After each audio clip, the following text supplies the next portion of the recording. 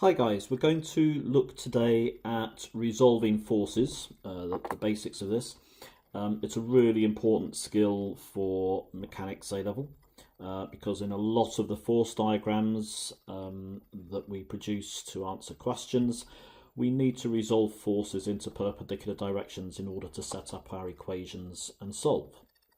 So I'm going to take you back to GCSE, and if you look at what's already on the screen here, if you remember the topic of vectors at GCSE, you remember that we learnt how to find a resultant force based on, or resultant vector based on other vectors. So if we look, for example, here at vector A and vector B, we can see that the two green lines I've got here, A plus B, takes us from this point here to this point here, and the one vector going from the start to the finish, which is the red vector R, is the resultant force. It's the result of adding these two forces together. So in other words, this resultant force here of R has the same impact as the A and the B put together. So we kind of use this idea in reverse in mechanics, in the sense that we might have a force, which will be this vector here, and we might want to split that force into two component forces which are in perpendicular directions. So we would split this up into A and B, and we need to know how to do that. So I'm hoping you can see that the B that we've got at this end here would be identical to this B here at this end, because it's basically the same direction and the same magnitude. So what we tend to do is we tend to take this resultant force and we split it up into the A by turning it through the angle alpha, and we split it up into the B by turning it through the opposite angle to alpha, making up the right angle, because we want these two to be perpendicular. Now if we remember our SOHCAHTOA trigonometry, we have a right angle triangle here, and I'm hoping you can see that sine of this alpha is the opposite, which is B, over the hypotenuse, which is R.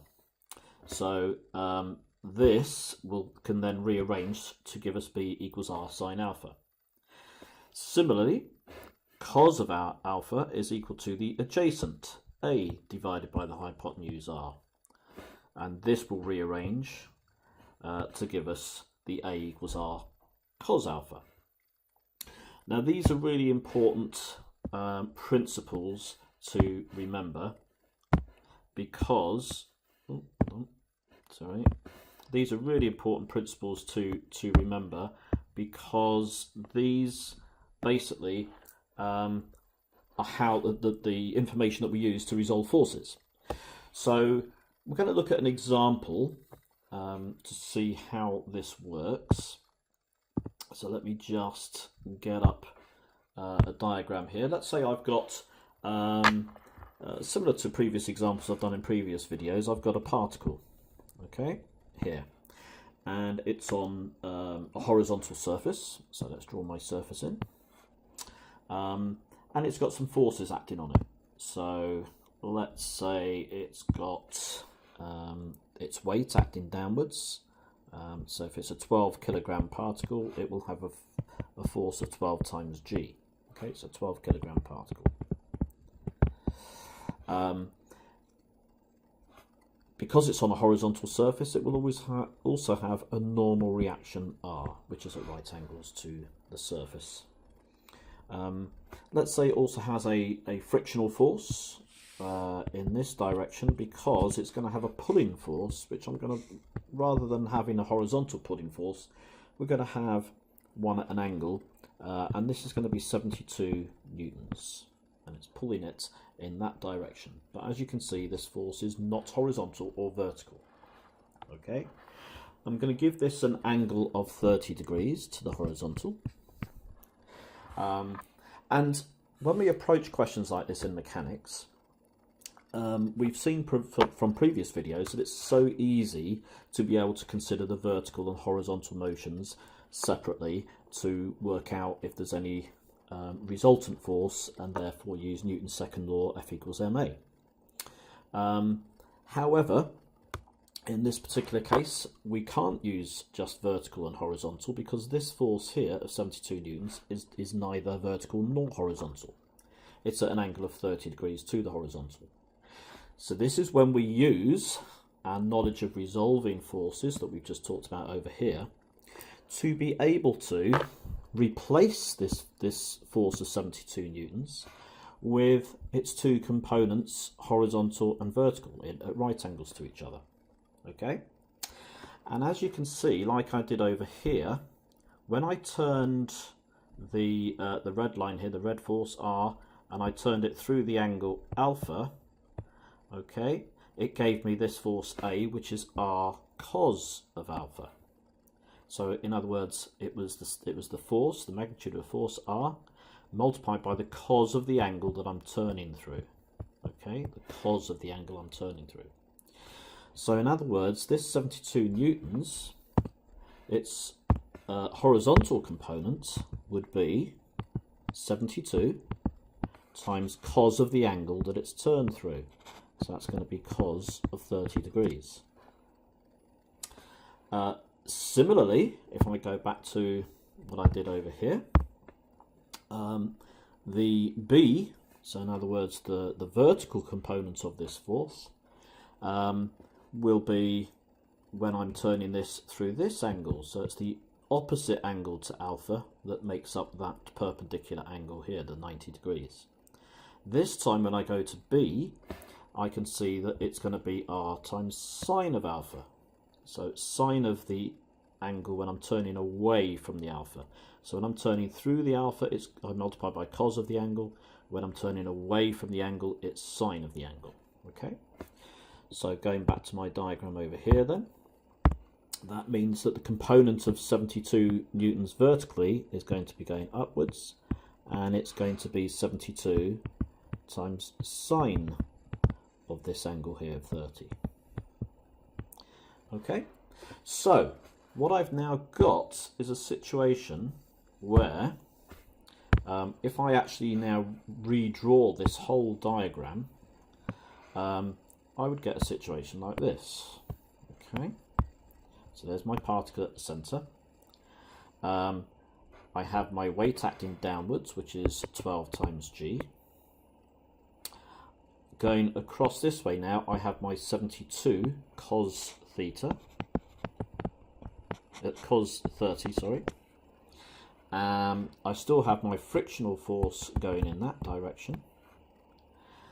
I still have my reaction going in this direction, but I also now have the 72 sine 30 acting vertically up as well. So also acting upwards is 72 sine 30. So my total upward force is going to be the R plus the 72 sine 30. Okay, because both of those are going to be acting vertically upwards. So if you notice now, I no longer have the 72 newtons that's acting at an angle here. That has been replaced by its two components, the horizontal component and the vertical component.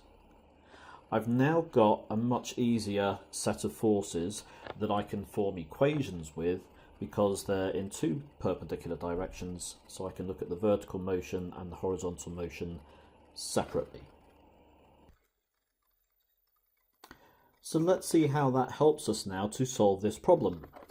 Let's say that the problem that we were given is that, given that g is 9.8 and that the coefficient of friction is 1/4, and we're told the particle is accelerating to the right, we have to now find the acceleration. So if that's what we're facing, we split up the vertical and horizontal motion separately, which we can now do because we've resolved our forces horizontally and vertically. So vertically there is no vertical motion, so therefore the two forces must cancel each other out. So my R plus 72 sine 30 must equal 12g. Okay, so that's my basically my vertical equation of motion. and that results in R is equal to 81.6. This now enables me to work out my frictional force. The fact that we're told that the particle is accelerating means that we've reached maximum friction, so we know that F is equal to mu R, which is equal to a quarter times R that we've just calculated is 81.6. So we now know that the frictional force is 20.4 newtons. So now using Newton's second law, the F equals ma, our resultant force to the right is here, because it's the force to the right, which is 72 cos 30. Take away the force to the left, which is the frictional force we've just worked out. And that is equal to the mass times the acceleration, which is 12a. So now we just solve that equation for a, and we can see that a is equal to 3.5 meters per second squared. It's been given to two significant figures because we were using g to two significant figures, and therefore that helps us to decide what level of accuracy we should give our answer to.